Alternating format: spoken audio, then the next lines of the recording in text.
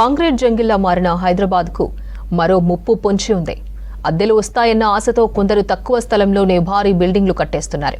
Rules ఉల్లంఘించినట్టు కళ్ల ముందే కనిపించిన జీహెచ్ఎంసీ, హెచ్డీఎంఏ అధికారులు పట్టించుకోవడం లేదు. అనుకోకుండా ప్రమాదాలు జరిగితే భారీ ఎత్తున ప్రాణ, ఆస్తి నష్టం తప్పదనే వాదనలు వినిపిస్తున్నాయి.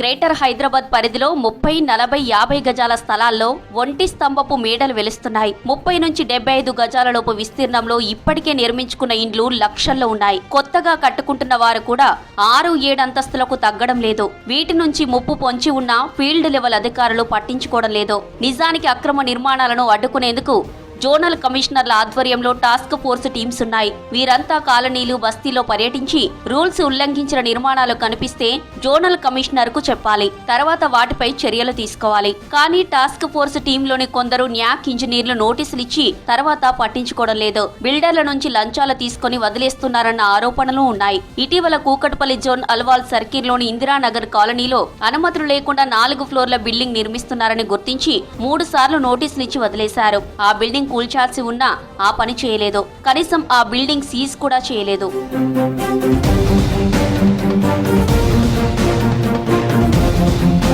కొండాపూర్ డివిజన్లోని అంజయ్య నగర్, సిద్దిక్ నగర్, గౌలిదొడ్డిలోని కేశవ్ నగర్, గచ్చిబౌలి, గోపన్ పల్లెతండ, మియాపూర్ కాలనీల్లో 50, 60, 100 గజాల స్థలాల్లో 5 నుంచి 6 అంతస్తులకు మించకుండా బిల్డింగ్లు నిర్మిస్తున్నారు.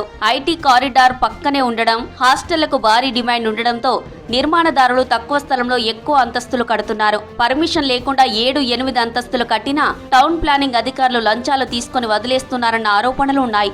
ఇరుకుగా ఉన్న భవనాల్లో అగ్ని ప్రమాదం జరిగితే ఫైర్ ఇంజన్ వెళ్లడానికి కూడా దారి ఉండడం లేదు. సిద్దిక్ నగర్, కేశవ్ నగర్ కాలనీలో 50 నుంచి 100 గజాల్లోపు జాగల్లో 5 నుంచి 6 అంతస్తులకు తగ్గకుండా కట్టిన బిల్డింగ్లు 100ల్లో ఉన్న ఆఫీసర్లు లైట్ తీసుకుంటున్నారన్న వాదనలు ఉన్నాయి. చాలా ప్రాంతాల్లో G+2 నిర్మాణాలకు అనుమతి తీసుకుని అంతకు మించి నిర్మిస్తున్నారు.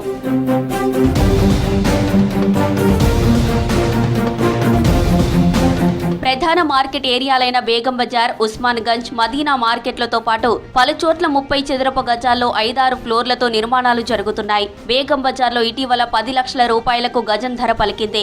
30 గజాల్లో 5-6 ఫ్లోర్లు వేసి అద్దెకిస్తున్నారు. ప్రధాన మార్కెట్లలో ఎక్కడ చూసినా ఇదే తరహా కనిపిస్తుంది. కనీసం నడిచేందుకు కూడా జాగా లేని ప్రాంతాలున్నాయి. వీటిల్లోనే గోదాములు ఏర్పాటు చేస్తున్నారు. ఇక్కడ ఏ చిన్న ప్రమాదం జరిగినా భారీగా ప్రాణనష్టం ఉండనుంది. ఈ నిర్మాణాల గురించి సర్కిల్స్ లో ఉండే చైన్మెన్లకు తెలిసినా పట్టించుకోవడం లేదన్న ఆరోపణలున్నాయి.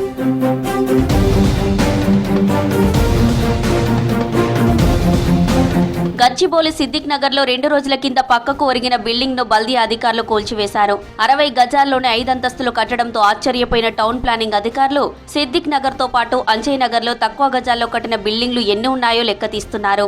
ఇప్పటి వరకు 50 నుంచి 100, 150 గజాల్లో కట్టిన 5, 6, 7 అంతస్తుల బిల్డింగ్లను గుర్తించారు. ఈ బిల్డింగ్లలో ఓయో, హాస్టల్స్, రెంటల్ కోసం ఎన్ని బిల్డింగ్స్ ఉన్నాయో తెలుసుకునే పనిలో పడ్డారు.